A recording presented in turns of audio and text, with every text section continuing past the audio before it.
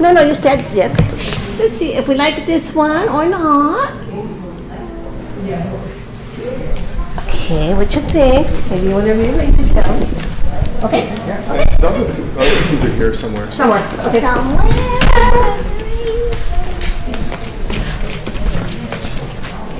Okay, sit down. Check it out. Oh, where's the new lighter? Kenneth. Yes, sorry. Kenneth.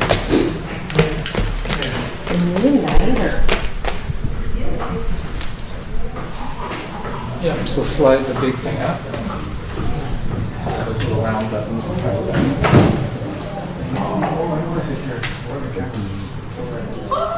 So you put the wig inside the thing and you move the thing. And it actually looks pretty good. And you can recharge it so you don't need to buy things of gas. Oh. You'd be safer. Yeah.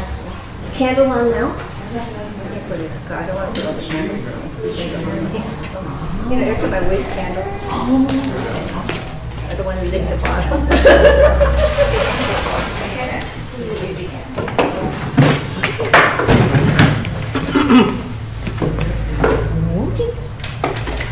It's you! Try.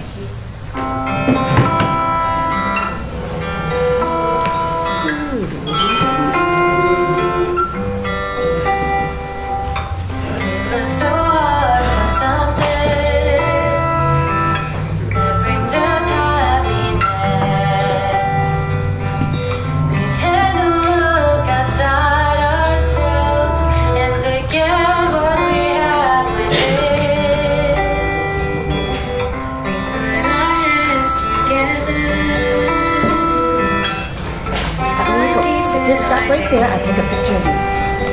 Oh, please.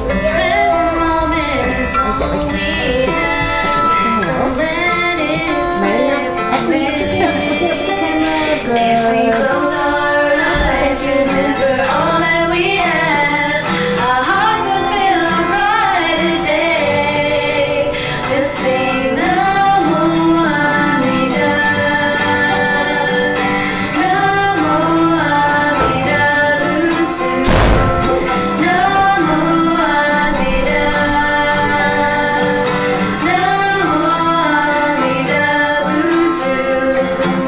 Sometimes we get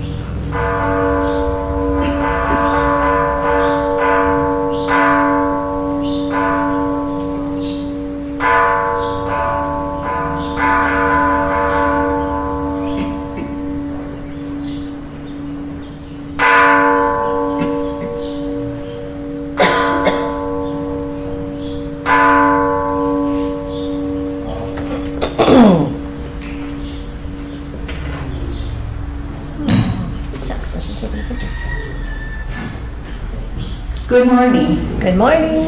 I'm Sharon. I'll be your MC MC this morning. Welcome to Makawao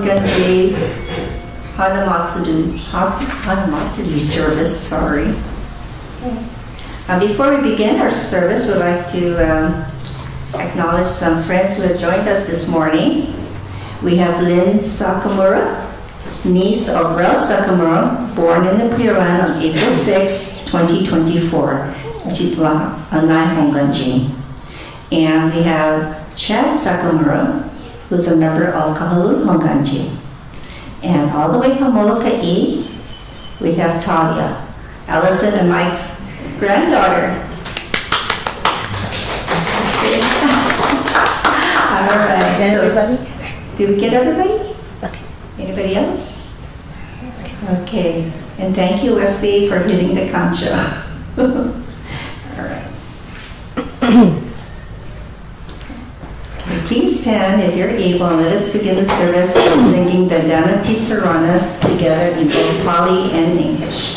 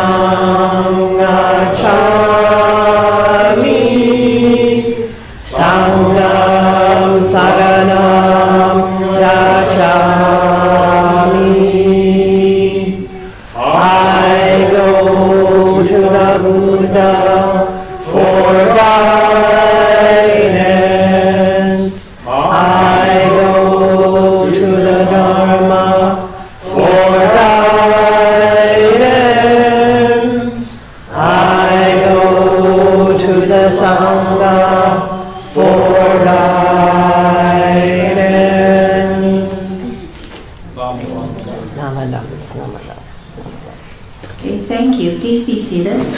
We'll now sing the Gasha with the meter, which will be found on the screens. And this will be followed by quiet meditation.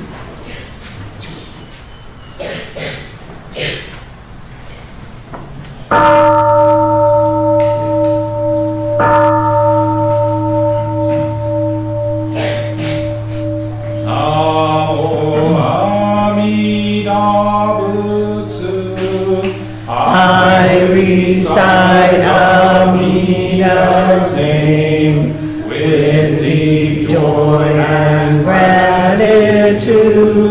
I gasho with Amida, trees and grasses and flowers all grow in great compassion.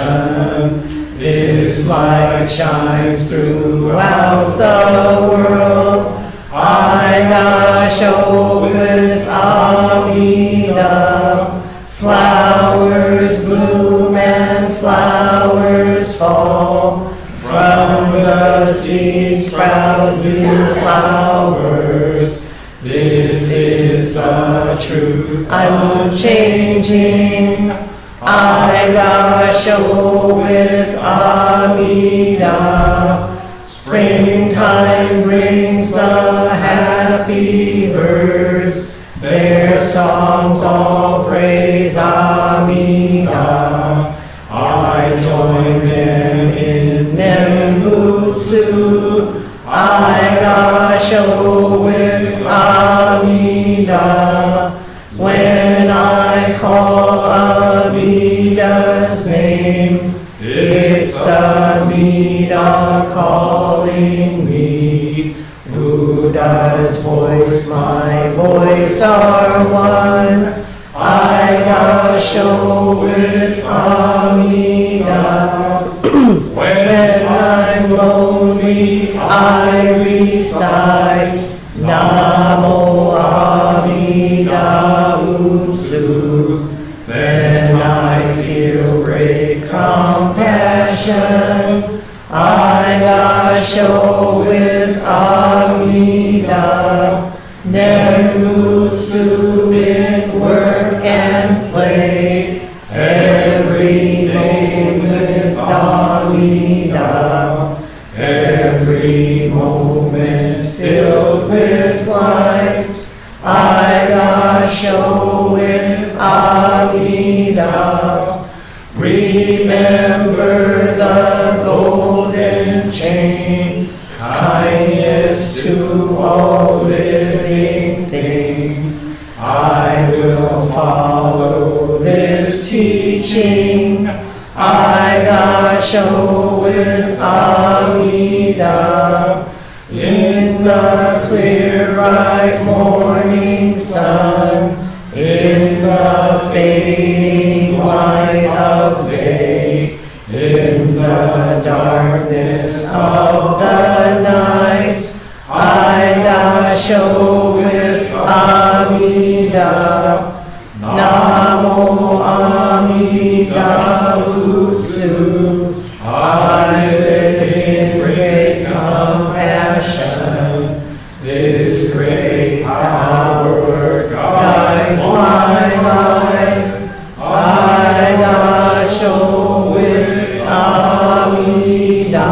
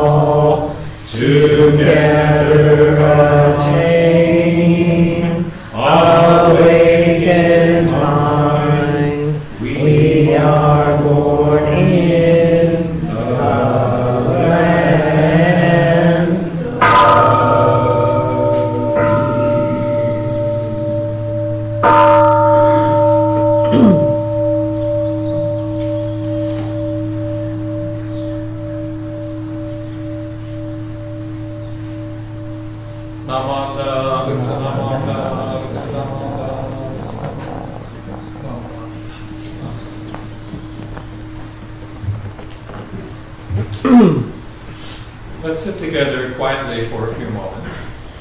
So just relax and get comfortable. If you're able, sit forward in your seat and place both feet flat on the ground. Now sit up straight. Align your head, neck, shoulders, and back in a straight line that goes down to the floor. Place your hands comfortably in your lap. Now close your eyes and just breathe. Breathe in and breathe out.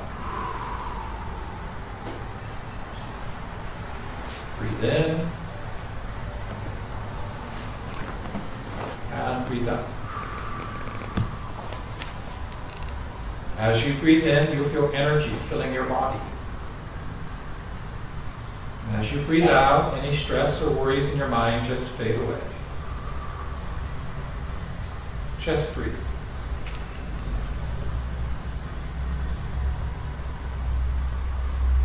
Sound of the gong will signal the end of our quiet meditation.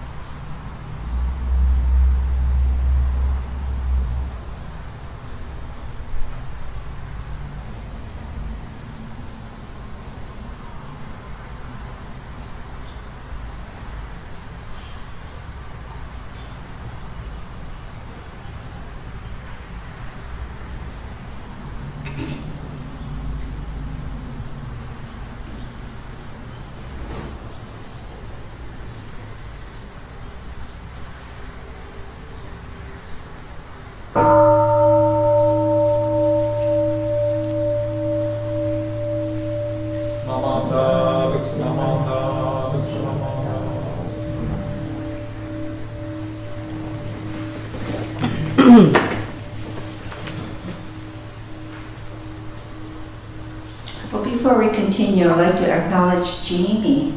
Did you just fly in?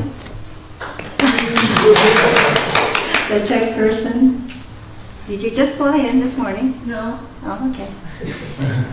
All right. On the first Sunday of each month, remember all those who have passed on before us, honored ancestors, departed loved ones, dear friends, and beloved companions. During this time, we encourage everyone both here in person and at home, joining us by live stream to offer incense as an expression of gratitude. And also, after offering of incense, you might want to pour sweet tea, and I think Reverend will explain more about, if you don't understand, what's this. Yeah. Huh? Yeah. Okay, what the Hanamatsuri is about. So offer incense and pour the sweet tea. And then- over. Oh, and then Jean has Would like to take would pictures. like to take photos of the all of you. Okay, here we go.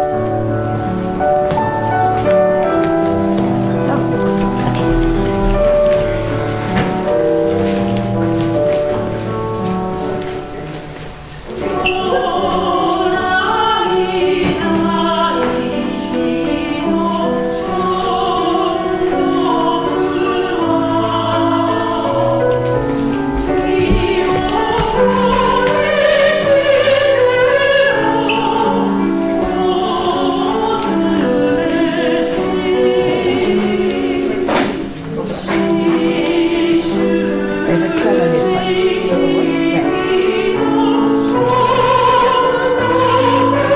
Oh, okay, just let it go. I don't know. Okay. 1, 2, 3, 4. Okay. So if I could get the Kosakas, yeah, after you pour. Yes, you only need to pour like once or twice. Okay, we don't I wait for pictures. Yes. Okay, so to back up, sorry.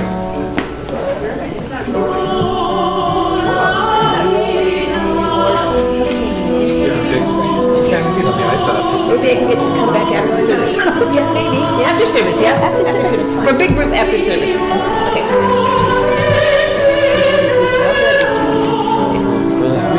I'll take a picture after service, yeah. As a group. Thank you. Yeah. Because I didn't realize how much backup it was. All in talk. Okay, I didn't realize.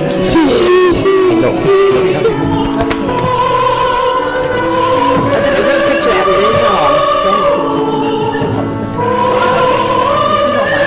I don't mind at all. Yeah.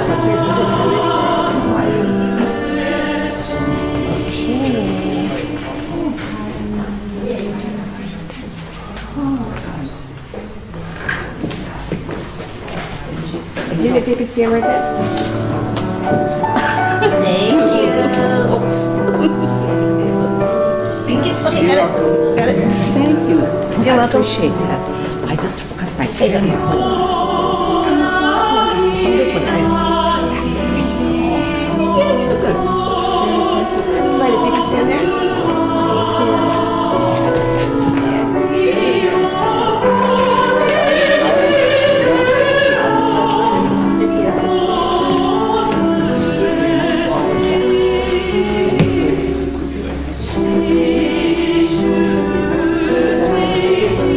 I'm gonna take this down right there.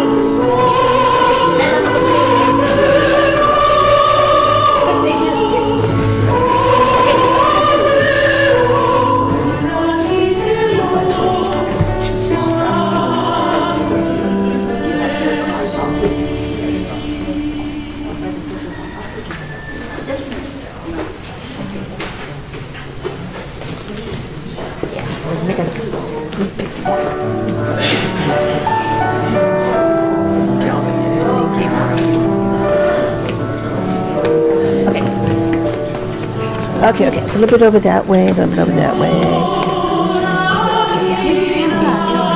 Okay, we get Kelvin on that side. Sharon, you go on that side, and then, yeah, you go on that side, Sharon. Okay, thank you. I'm so bossy.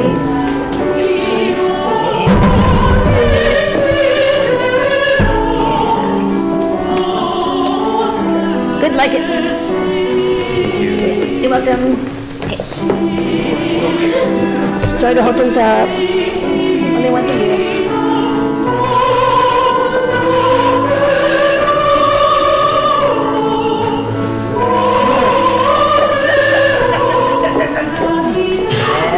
Camera shakes.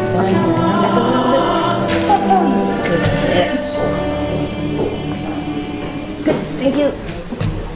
Kim?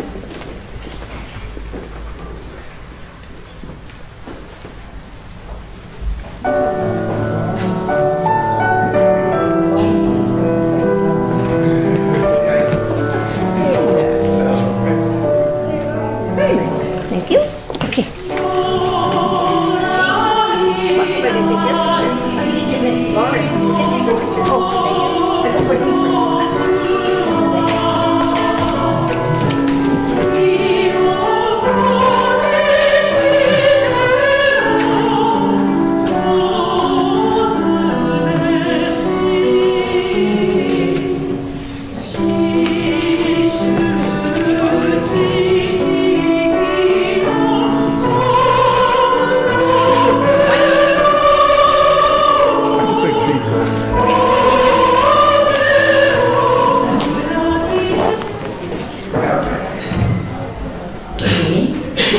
Will now recite the Golden Chain of Love. Let us begin. I am a lady in Amida Buddha's golden chain of love that stretches around the world. I must keep my leg bright and strong. I will try to be kind and gentle to every living thing and protect all who are weaker than myself. I will try to think pure and beautiful thoughts, to say pure and beautiful words, and to do pure and beautiful deeds, knowing that on what I do now depends not only my happiness or unhappiness, but also that of others. May every link in Amita's golden chain of love be bright and strong, and may we all attain perfect peace. Namaste. Okay, it's birthdays. Look at all the birthdays. Wow. On the first Sunday of each month, we celebrate birthdays. And here's the list of birthdays we know about. And if your birthday is this month, please come up to the front. Okay, we have Braden Kitagawa, Colbert Abe, John and Mel. John? Where's John? Oh, well. You can represent him. Yeah, Namani can Patty Hisashima, Asana Suizu, Betty Sakamoto, Dwayne Yoshizu, Mildred Tamayose, Tyrus Lee. Tyrus. That's not here. Okay. Okay. Guess maybe somebody from the family can represent. Yeah. And we got Dennison Fukushima, Amy Blue, Diane Kosaka. All right. Nicole, go easy now. So you gotta come up? I gotta come. That's it. Yep. Ruth Tokumaru, Elias De Jesus, Chester Rothanan, Tony Jones. So this must have been a good month. Right there.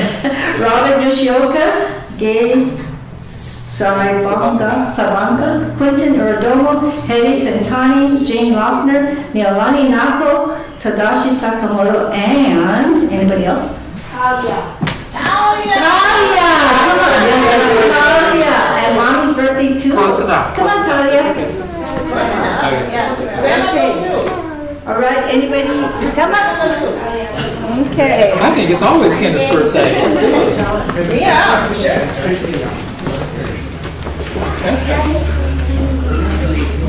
1, 2, 3, 4, 5. Are you sister? That's the sister. Well, that makes it kind of hard. Even though she's stand behind you and be a fire. I'm just standing behind you.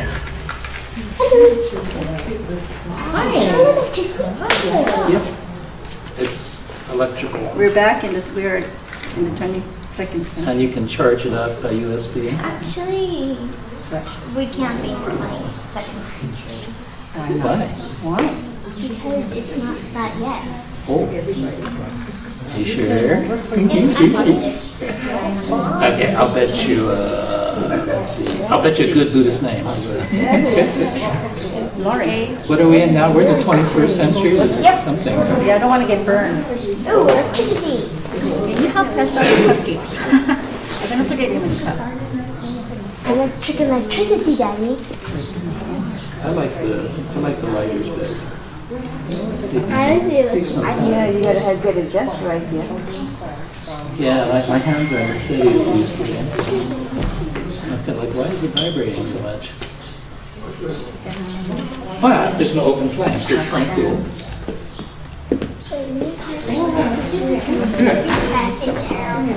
Here, I would probably that. I'm going to wait like past that. Just say one. Just say one. 4 more.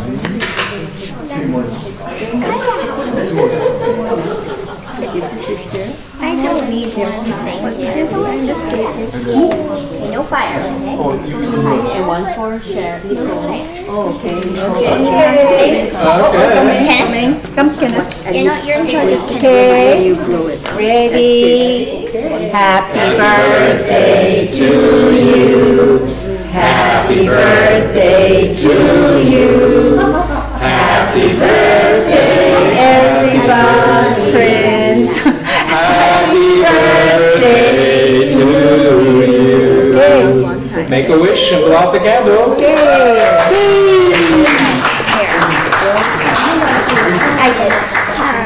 Wow, I feel young again. Who wished for that? Wow, your wish came true. Okay, now, where are we? Wow, that is our birthdays. Okay, now it's children's drama story time. Kids, come on down. Come on down. Or not. Or not. No. Oh, sorry, I'm in the way. All right.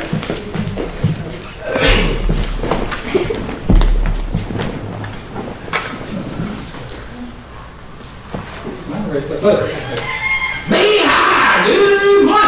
Aloha kakahiaka. It's me, Barkley the dog, the rascal dog. How y'all doing this fine Sunday morning? Good. I'm sorry, I'm a little hard of hearing. What'd you say? How you feeling today? All right, thumbs up. Okay, well, that's like an arm up. There we go. Hey, let me introduce you to the love of my life. This here is Lucy Ladybug. Good morning, everyone. How are you? Hey, we have a new friend today. Good to see you. Thanks for coming. Say, Barkley, did you know that we're going to not have a story today, but we're going to have a video? Oh, really? What's the video all about? Well, it's all about the birth of the Buddha, and it's going to explain some of the things that you see that we just did. So, take it away. Okay, Sensei, push the button. Don't listen to any. Today's video presentation is The Birth of the Buddha, produced by Chief Anjali. And hopefully it just plays.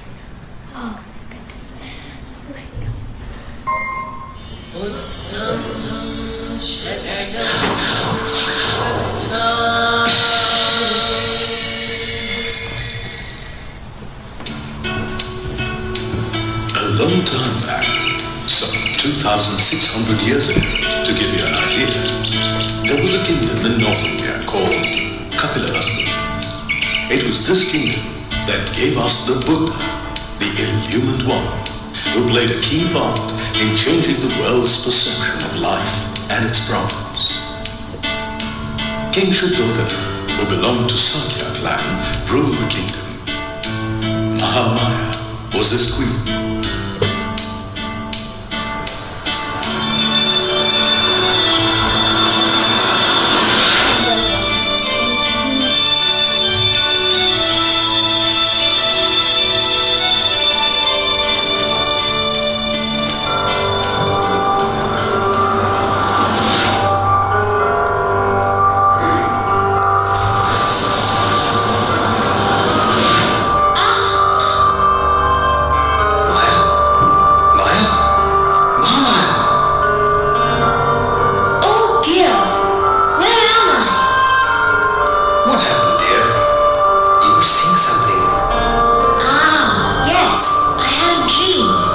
Divine Makawao come true? The sky was filled with white light, and a bunch of rays became a white elephant with 6 tusks, and it entered my womb. I feel happy, and my heart is filled with joy. Amazing. I will ask our royal astrologer to interpret this dream.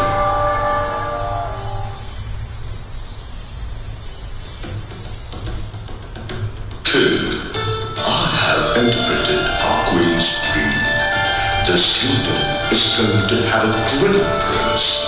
The queen will bear a son who will become a great man one day.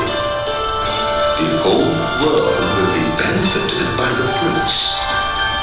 Thank God, my dream has come true. I am going to have a son who will succeed me. Months rolled by. Dear, as is the custom, I would like to go to my parents' house to give birth. As you wish, I will arrange for your journey. Take care, dear. The queen and her attendants began their journey to the home of her child. Oh, I am so tired. Where are we? Oh, what a beautiful place. Let's get down and rest here for some time. I think the baby is ready to come into this world. As she reached for the branch of a tree, which bent itself down to meet her hand, the pangs of birth began. Unlike other women, Mahamaya delivered her child while standing and holding on to the branch. Mahamaya gave birth to a noble prince, destined to be the greatest spiritual teacher of the world in the Lumbini Park on the full moon day of May. Siddhartha immediately took 7 steps. At each step, a lotus grew out of the ground to receive the future Buddha.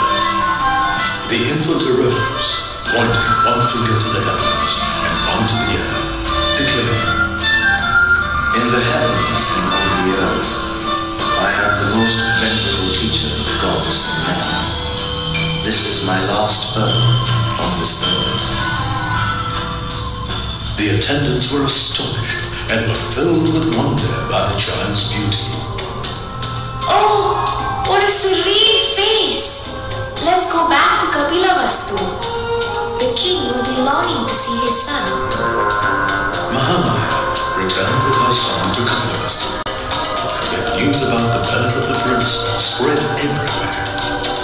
Arrange for a grand reception. My son is coming.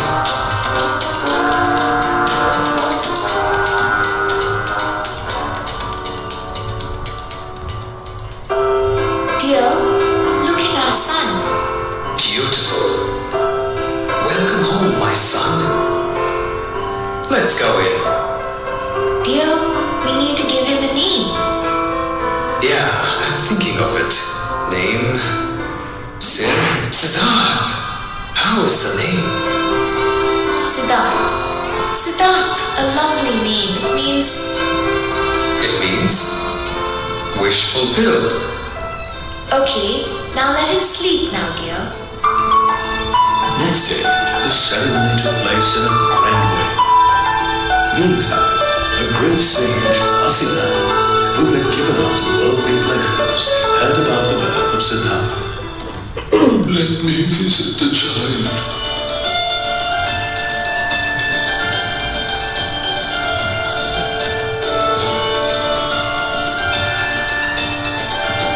Look there. Welcome, our great sage. We are really blessed. Welcome, O great sage. Please bless our child, O great sage. May God bless you. Let me bless your son. O great one. Asita, instead of blessing the child, saluted him. First, he felt happy, and then sad. Sage, what is this? O king, your son is no ordinary child. I am sure he will grow up to be more than a great man. If the prince stayed with you wanted to rule the kingdom.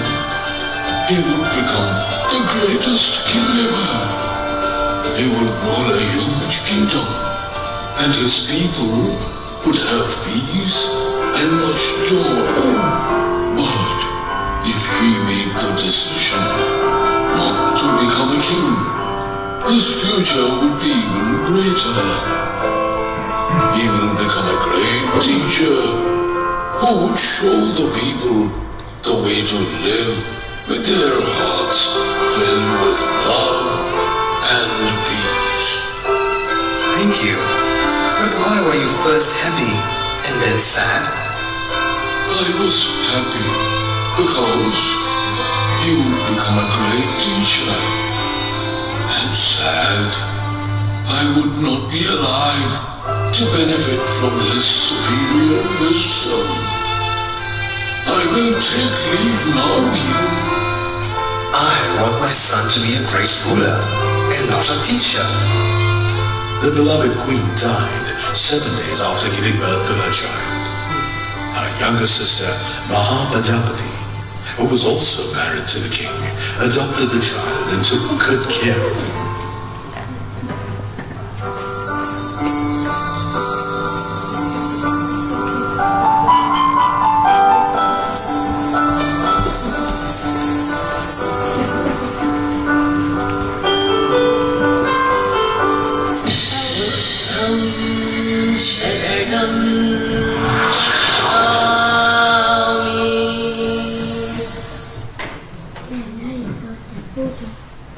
So if you heard that last bit of music, they're actually saying a part of Vandana Tisrana, Gachami at the end. So if you heard that, so there's different ways they do that. So let me get this thing going here.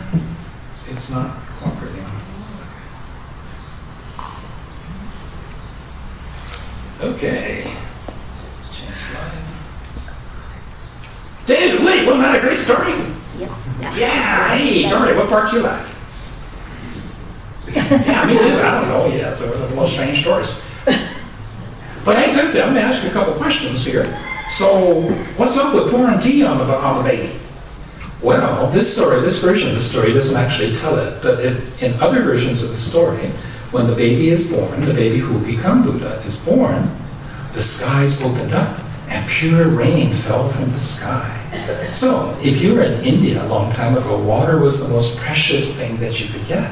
And so they were so happy, it was sweet, sweet rain.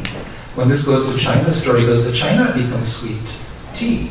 It comes to Japan, it becomes amacha. It comes to Hawaii, and it becomes Lipton's tea in a tea bag with CNH can sugar. Hey, don't look at me like that. Okay, so anyway, that's why you get to have all the flowers. So, hey Kenneth, remember when you were the baby Buddha? I wanted to show that video again this year, but they said, nah, you can't get all shy. Right, you take a step, and a flower pops up. Take a step, flower pops up. Take a step, flower pops up. Wasn't that cool? 7 steps, and then the baby puts his right hand pointing to the sky, his left hand pointing to the ground, and says, in the heavens above and earth below, I alone am the world honored one. Isn't that great? Boy, what a big head for a little baby, right? Well, yeah, well, actually, did you notice that the baby was born wearing boxer briefs?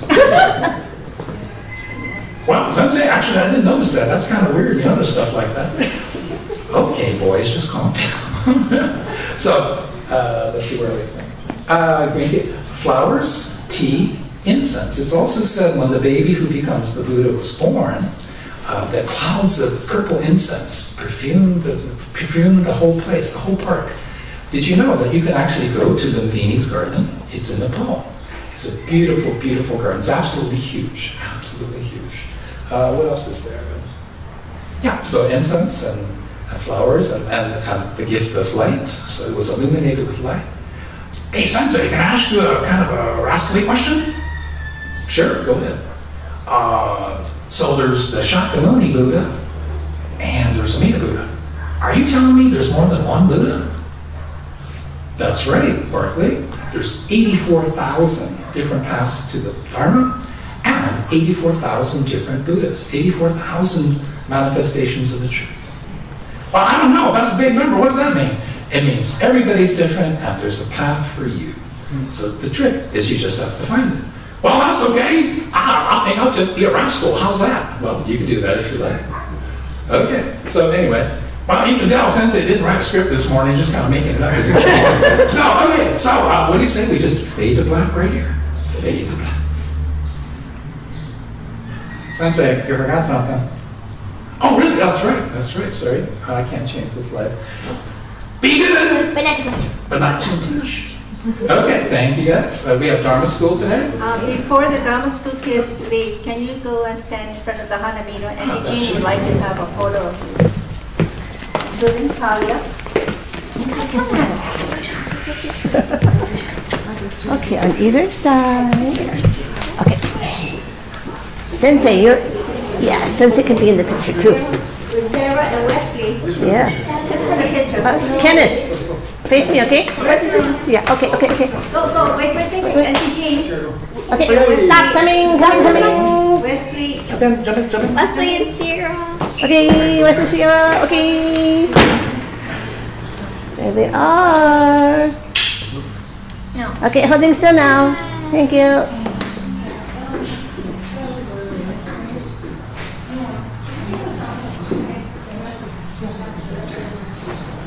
Okay, thank you.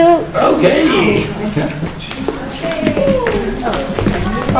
So, since Sherry's going to Dharma school, you want me to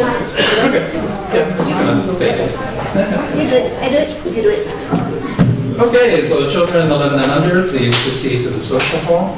And adults, if you don't want to listen to the Dharma talk, you can go to it. So it's usually more fun. And Auntie Sharon has all the extra cupcakes, so go check it out. Let's see. That's funny. I'm not showing. No, I'm sorry. I'm looking at the wrong place.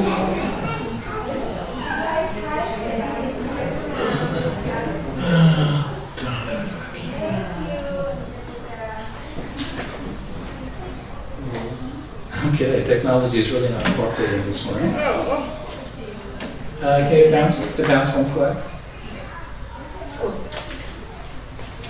Okay, I actually gave a talk this morning at 6:30 to a church in California, and so I have the same slides, which I'll be talking about. But I did want to mention that if you were paying attention to the video, you would have noticed the story is a little bit different than the one that we traditionally tell in the Honganji tradition. Right, so think about the skies opening up, or the birds singing songs and flowers falling from the sky, the pure rain falling from the sky. But also, did you notice that they underline the fact that Queen Maya, the mother of the baby who becomes Buddha, that she dies, right, 7 days later. So the Japanese version of the story kind of conveniently leaves that part out. So he's raised by his auntie, Prajapati, or Prajapati, depending on which translation you use. So she's the one who actually raised him. So from a very early age, Siddhartha knows the truth of impermanence. Also, the fact that the white elephant, the image of the white elephant enters the womb, I thought was very specific. Oh, okay. And then the fact that also, again, Queen Maya, when she gives birth, she's grabbing onto the branch to balance herself, because she's going to give birth standing up. Right? In the other versions of the story, the Japanese version of the story, we avoid all the messiness of birth. She's reaching for this beautiful flower and pops out of the side. So anyway, you consider what all that means. Let's see. It's not connecting for some reason. You want this tablet? Oh, there we go. Okay. Where are we? Life is suffering. That's the wrong slide. Okay, so actually my talk today is not about Hanamatsuri, it's just kind of about the Buddha, exploring the nuances of Buddha through things the Buddha didn't say. So raise your hand, right, if you've heard Buddhism described as, oh, Buddhism teaches life is suffering. It's very common. It's very common. A lot of people say, oh, Buddhism is really like pessimistic. Life is suffering, life is suffering. But the truth is, the Buddha never actually said that. Not in those words. Obviously, because the Buddha didn't speak English. So we do, in Buddhism, like a lot of religions, we run into the problem of translation, right? Did you know that the first 100 years after the Buddha dies, that the teachings were transmitted orally? So people memorized the words, and they said it together. They recited it, they chanted it together. This sounds like chanting to the Western ear. But reciting the words of the Buddha, so that we don't forget. Because there's no way to write it down. There was no paper, there was no pencils. So for 100 years, that's why we have sutra chanting. Most of the major sutras begin with Nyoze Gamon, thus I have heard. Or, so, thus the Buddha said. Bussetsu is what is the Buddha expounded, the Buddha explained. So anyway, that's where chanting comes from. It is one of the important things. But it's fallen out of favor just because people don't understand the language. But remember, we don't actually know what language the Buddha spoke. The sutras that remain are from the Pali canon, so in the Pali language, which we do chant in sometimes. So what the Buddha actually taught is that all things that arise from causes and conditions, right, are dukkha. This is one of those words that's hard to translate, dukkha. So this is what the Buddha's words are. Birth is stressful. Aging is stressful. Death is stressful. Sorrow, lamentation, pain, distress, and despair are stressful. Association with the unbeloved is stressful. Separation from the loved is stressful.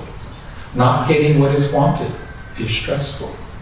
In short, the 5 clinging aggregates are stressful.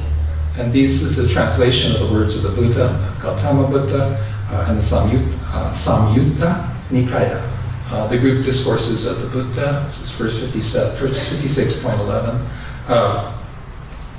And so you can see why life is suffering is much easier to understand. But if you really dig into this, right, the idea of dukkha is being stressful. There's also nuances of it not being satisfied, not satisfying, so dissatisfaction, discontent, disappointment, pain, physical, emotional, psychological, spiritual, and yes, suffering as a result of that. So in short, the 5 clinging aggregates, which is a technical thing, it's called skandhas in Sanskrit, form, so the physical form, right? Sensation or feelings, right? So we sense things with our sense organs, we feel things with our emotional side. Perceptions, right? Through our 5 senses, we perceive the world, we perceive this reality. Mental activity, the brain starts saying, okay, what am I seeing here? What does this mean?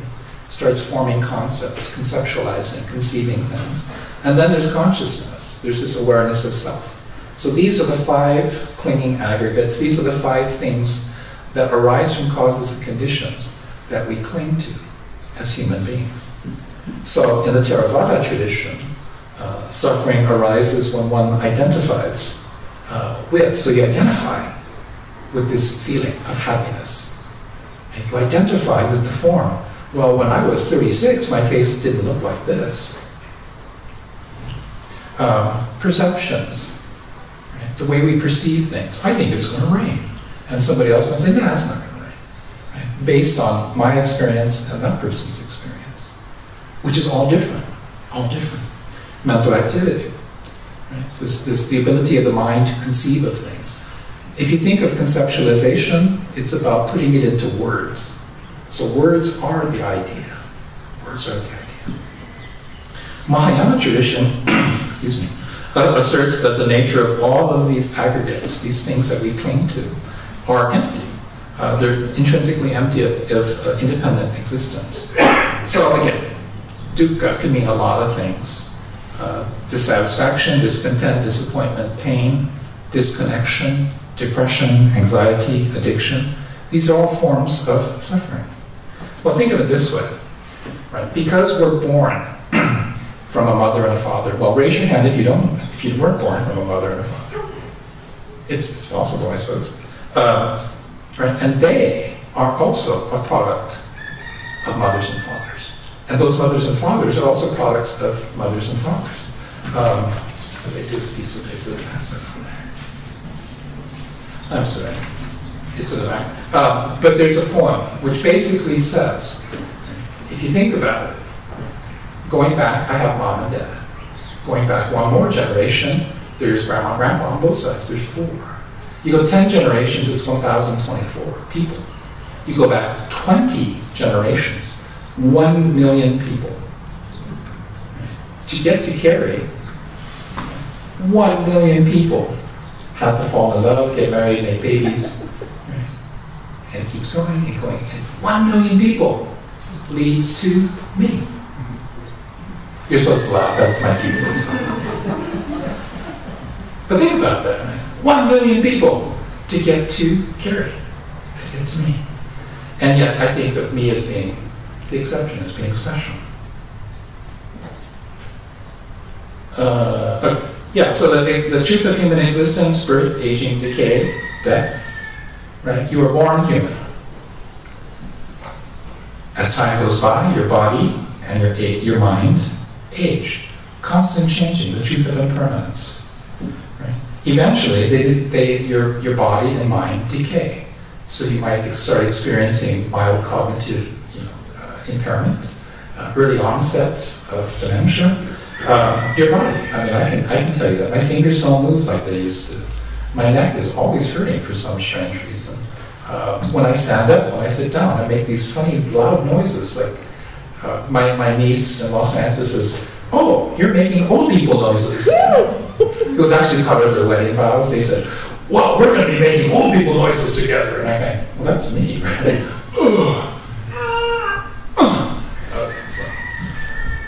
Getting old is a drag. The Buddha never said that. That was Mick Jagger, by the way.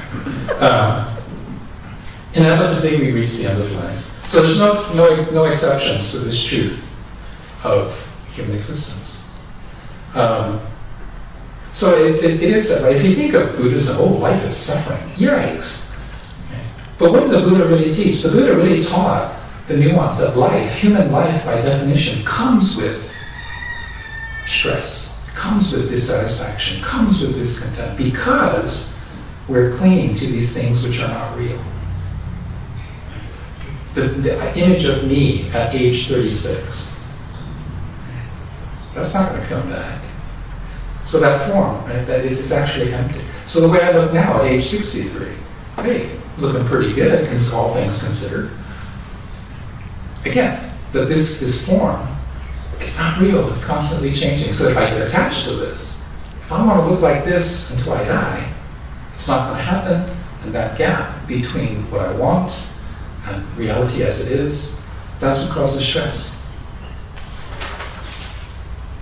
So let me jump ahead a little bit. Just sensitive to time, because if we end too early, then they don't get to finish the Dharma school thing. Okay, let's shift directions here. Pain is inevitable. Suffering is optional. The Buddha never said that. This is, so this is actually a Buddhism. This is something the Buddha might have said, could have said, sort of said. It's actually quite interesting in the sense of, right, pain is inevitable. Suffering is optional. If you're familiar with therapy, cognitive behavior therapy, CBT, basically you get a stimulus and you change the way that you respond to it. So if you're like me, you have chronic pain, one of the treatment options is cognitive behavioral therapy, in which it's like, it hurts, but you train your brain to interpret that as, yes, it hurts, and you move on. You don't get stuck on that pain. I'm not a therapist, so I talked to Lilani, she'll be able to explain it better than I can. But something like that, the idea that we can control our response to stimulus, to situations, to some degree that's true. To some degree it's true. But it's our human tendency to attach ourselves to things that arise from causes and conditions that leads to dukkha in our lives. So what else arises from causes and conditions? Let's think about that. Human life, right? The whole mother and father thing, we talked about that. So if you're born human, right, you're born to mother and father, by definition, you're arising from causes and conditions. And thus, you're subject to the truth of impermanence, the truth of constant change. Birth, aging, decay, and death. And this applies to everyone around you, everyone you love. So remember the definition of suffering to be forcibly separated from that which you love, which is death. It's the loss of a loved one. Right? You don't want this to happen, but it happens, and the person is gone. The person is missing from your life.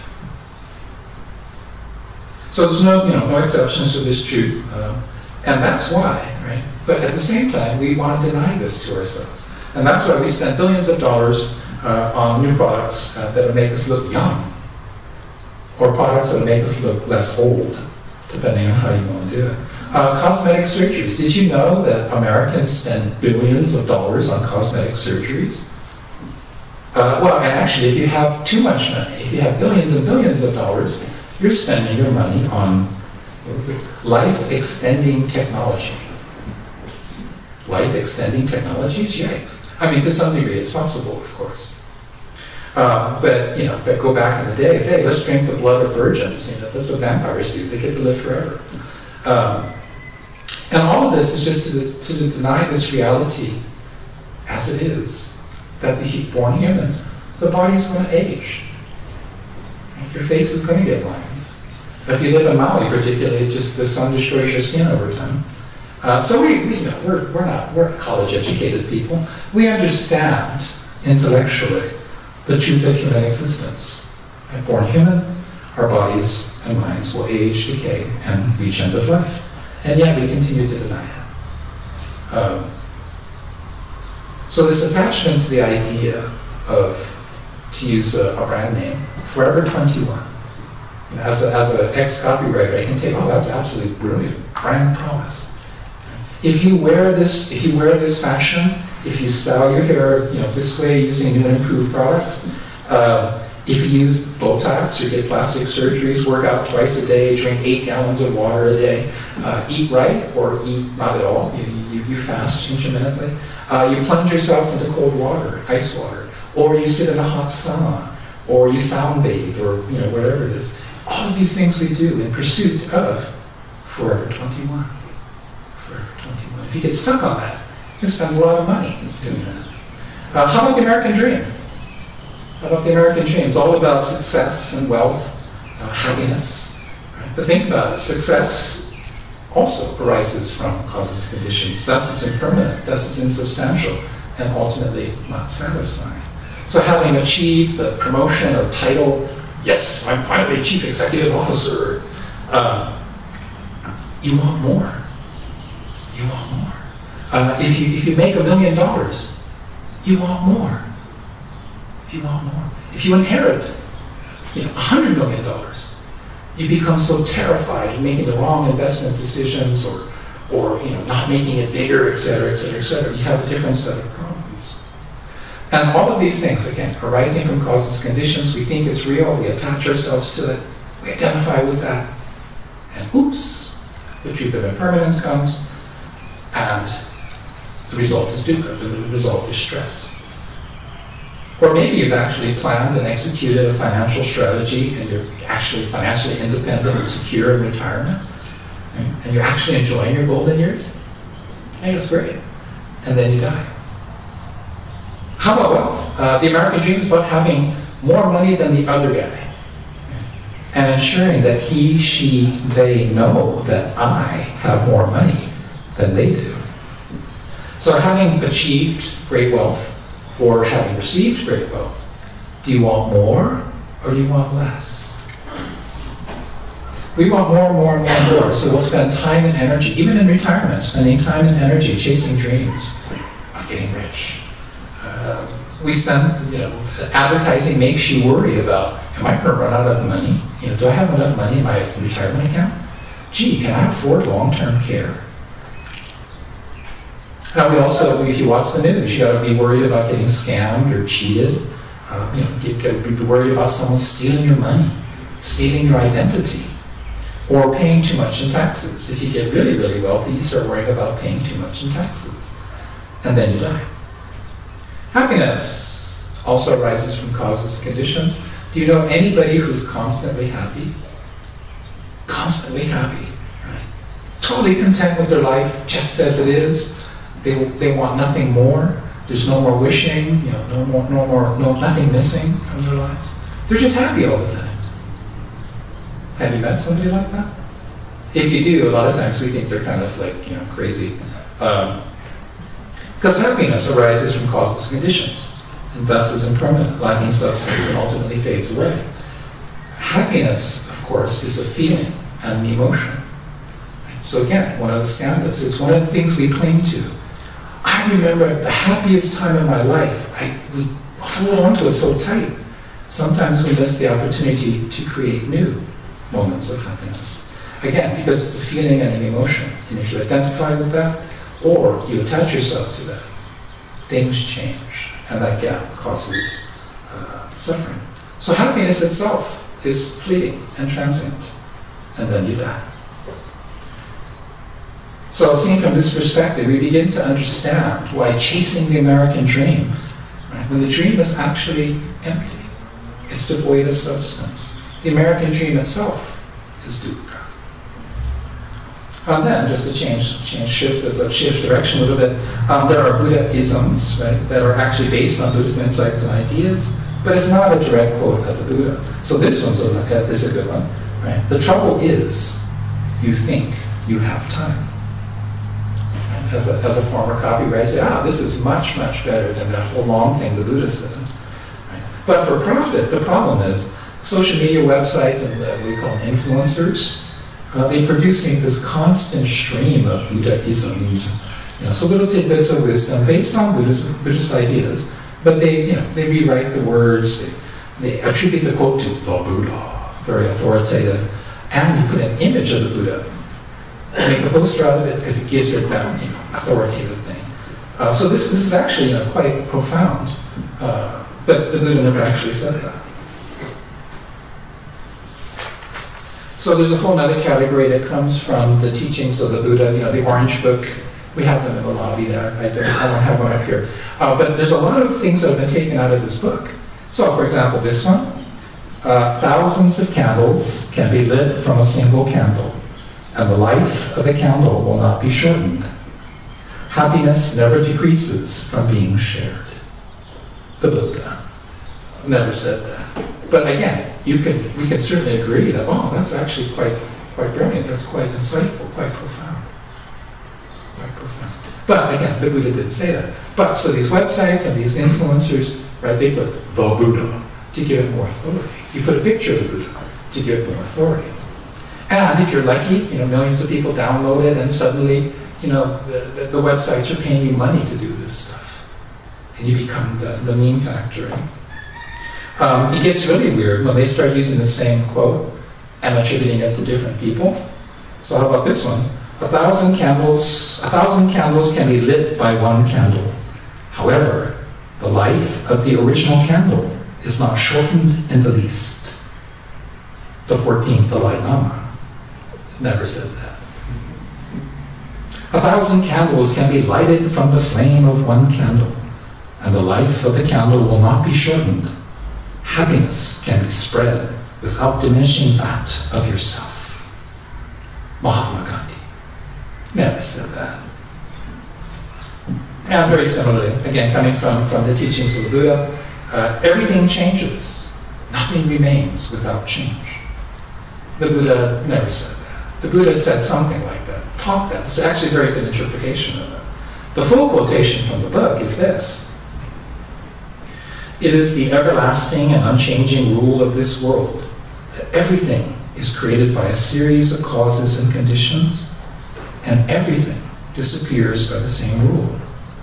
Everything changes, nothing remains without change. And this is the excerpt from the teachings of the Buddha.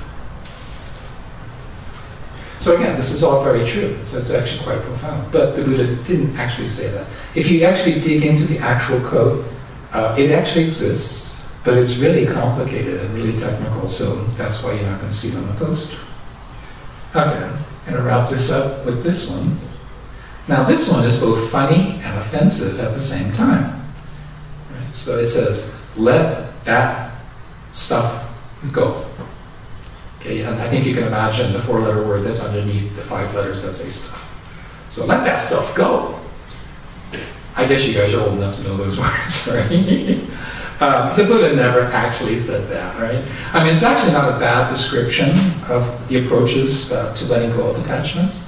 One of them is just simply, hey, let it go. Now, if you're able to do that for everything you're attached to, hey, okay, you be a Buddha, come and teach me. But it's hard. It's hard. You know, I used to be CEO. You know, in my 30s, I was, all these things that we remain attached to. But it's not coming back. It's not coming back. So anyway, let that stuff go. Let that stuff go. Now, being from Los Angeles, born and raised in LA, I can appreciate this humor. Putting stuff, the word stuff, the vernacular stuff, with the wisdom of the Buddha, that's actually ironic. It's an ironic juxtaposition of two disparate ideas. On the other hand, and I've mentioned this before, this product is a doormat. Okay, you put it in front of your door, and so you're encouraging people to step on the image of the Buddha. Okay, and you're supposed to wipe your shoes on the image of the Buddha. So let's put the dirt for my shoes on the Buddha so I can enter your house. Which is a good thing in Hawaii we take our shoes off, right? But come on, really? Of course, most Buddhists would find placing a decapitated head of a Buddha statue in your garden or at home as a wish for inner peace. We find that a little strange sometimes. So I suggest that using religious icons, you got to do it carefully and sensitively. So just kind of wrapping it all up. So human life arising from causes and conditions, it's impermanent, it's constantly changing, and inevitably comes to an end. So the Buddha taught that the human mind is wired, right? We're genetically programmed to see the world in a dualistic way. Me and everybody else. Me and them. So we perceive reality, right, as what's good for me. Right? What reality is good for me? That's the reality that I want. Not the reality as it is of the things I cannot control. That's very true, the natural instinct for self-preservation. That's why there's a human species. Right? We don't walk in front of a bus every day. And so the Buddha taught, right, because of these things, that human beings, born human, we always choose me first. We choose me, we have to protect ourselves. Freud would argue the ego develops to protect who we really are. It did.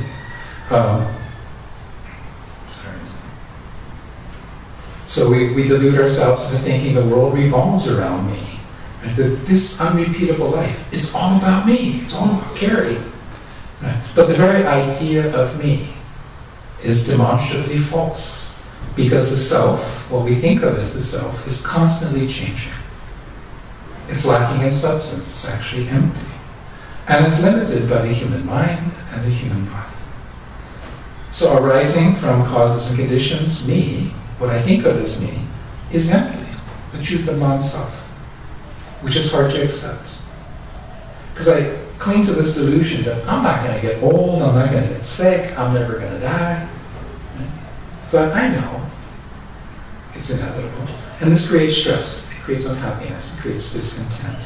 I distract myself by having anxiety attacks about missing deadlines and stuff. But it is simply this disconnection between the reality that my ego wants and reality as it is, the reality that's actually out there. And this is what causes suffering. It's what causes existential angst. What happens after I die? What happens after I die? And it causes pain.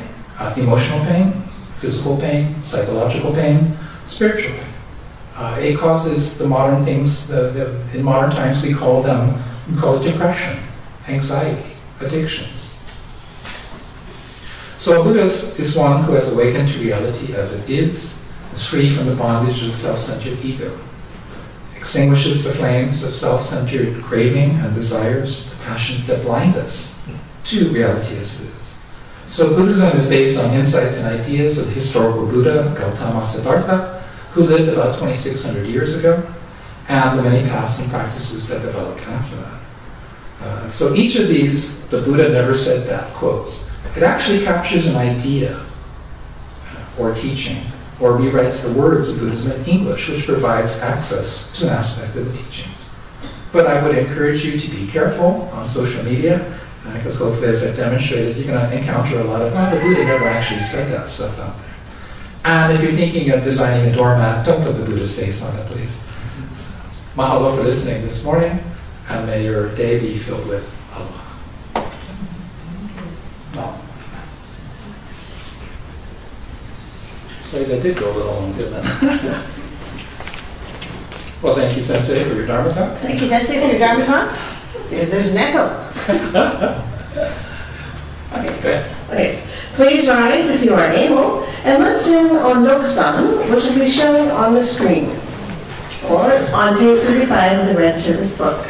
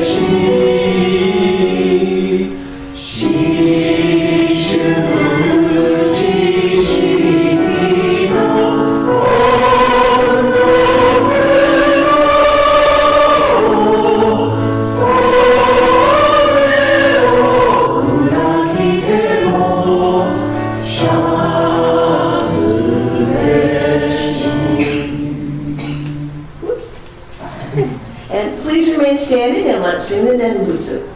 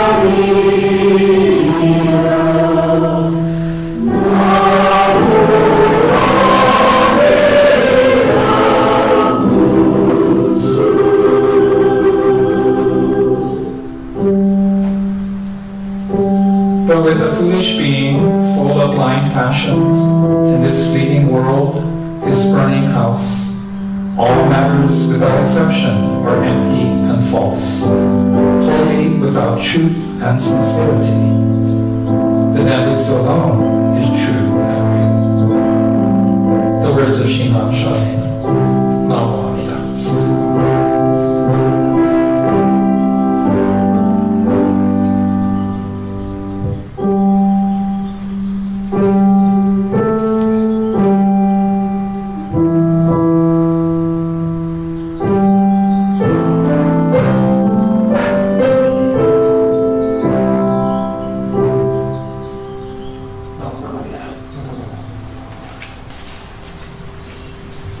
Please be seated.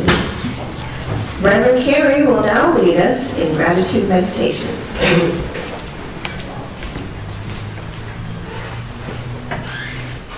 So once again, let's sit together quietly for a few moments.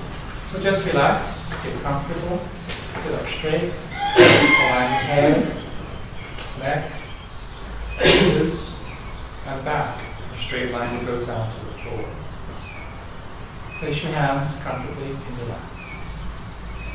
Now close your eyes halfway, so you're looking both outwardly and inwardly. Just breathe. Breathe in, and breathe out. Breathe in, and breathe out.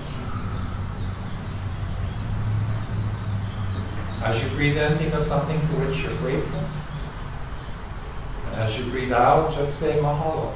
Just say thank you, thank you, thank you. Just breathe. The sound of the gong will signal the end of our quiet meditation.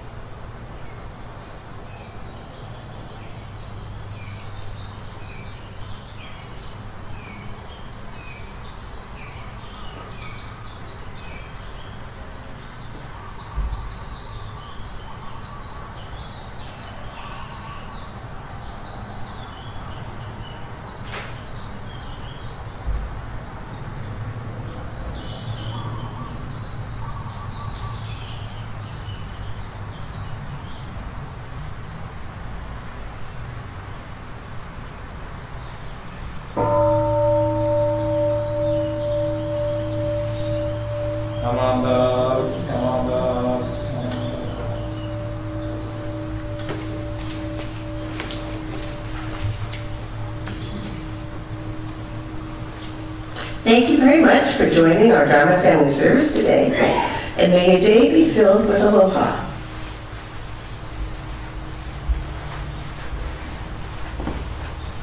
Mahalo to Janet and Ellen Fukuda, Faith Tengan, and the Naomi Matsuoka family for the amazing flowers.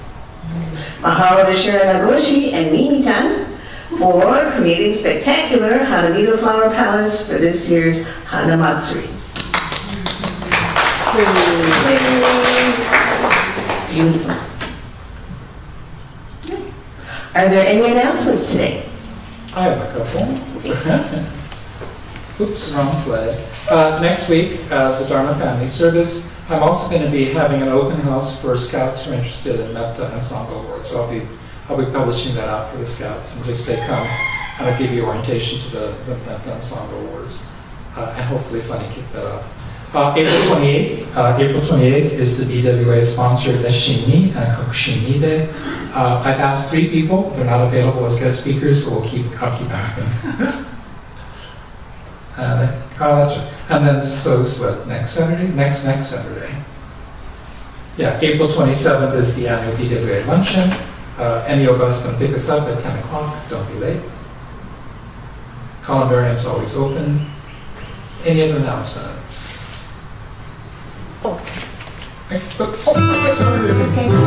If I didn't get your picture next to the Hanamido and you'd like a photo taken, please come up after. Thank you.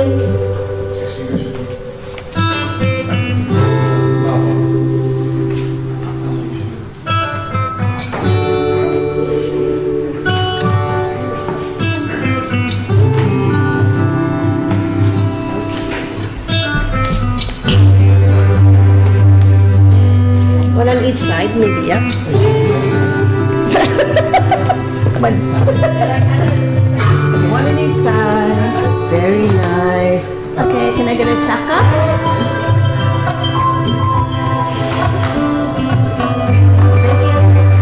Okay. Where's Grandma?